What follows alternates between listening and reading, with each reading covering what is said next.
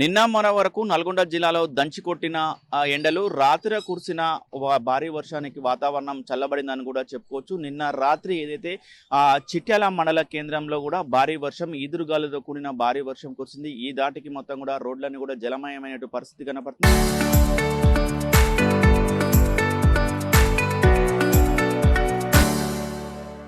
జాతీయ రహదారిపై పూర్తిగా ట్రాఫిక్ స్తంభించిన పరిస్థితి ఉంది. కొన్ని ఇండ్ల పైకప్పులు కూడా లేచిపోయినట్టు పరిస్థితి ఉంది. ముఖ్యంగా కూడా ఇటు దేవరకొండ నియోజకవర్గంలో భారీ వర్షం మాత్రం నమోదైంది. మొత్తం ఈ వర్షానికి ఐకేపీ కేంద్రాల్లో ఉన్న ధాన్యం మొత్తం పూర్తిగా తడిసి ముద్దైనట్టు పరిస్థితి కనపడుతుంది. రైతన్నలు మాత్రం గగ్గోలు పెట్టుకుంటున్న పరిస్థితి ఉంది.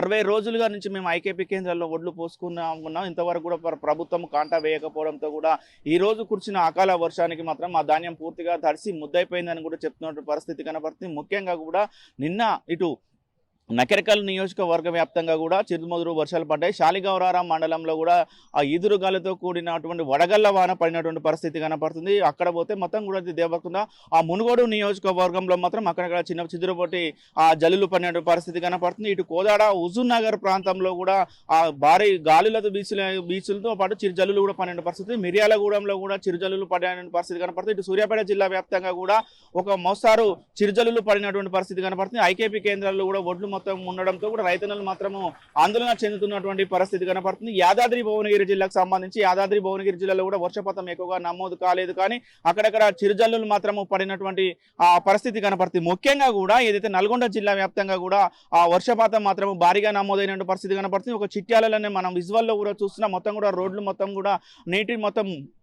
నీటిలో మునిగిపోయినటువంటి పరిస్థితి కనపడుతుంది. ఇంటి పైకప్పులు కూడా పూర్తిగా లేచిపోయినట్టు పరిస్థితి కనపడుతుంది. మొత్తం ట్రాఫిక్ మొత్తము ఆ భారీ వర్షానికి కూడా స్లోగా పోతుంది. బంపర్ టు బంపర్ ఆ వాహనాలు కలుతున్న పరిస్థితి. ఈ నేపథ్యంలో కిలోమీటర్ల వరకు కూడా అంటే జాతీయ రహదారి ఏదైతే హైదరాబాద్ విజయవాడ జాతీయ రహదారి ఉండడం వల్ల వాహనాల సంఖ్య ఎక్కువ ఉంటుంది. కానీ ఈ వర్షానికి రాత్రి కురిసిన వర్షానికి మాత్రం వాహనదారులు స్లోగా ప్రయాణిస్తున్నారు. ట్రాఫిక్ జామ్ అయినట్టు పరిస్థితి కనపడుతుంది. నిన్న మొన్నటి వరకు కూడా నల్గొండ జిల్లా వ్యాప్తంగా కూడా ఎండలు దంచి కొట్టినట్టు పరిస్థితి కనపడుతుంది.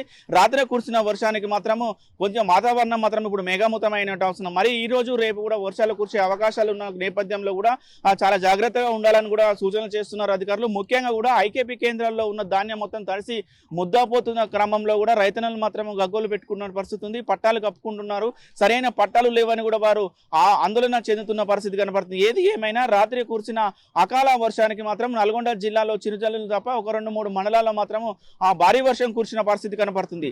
ఇది మొత్తం రాత్రి కురిసిన భారీ వర్షంపై ఉన్నటువంటి లేటెస్ట్ అప్డేట్స్. వీడియో జర్నలిస్ట్ కృష్ణతో అచ్యుత్, RTV నల్గొండ.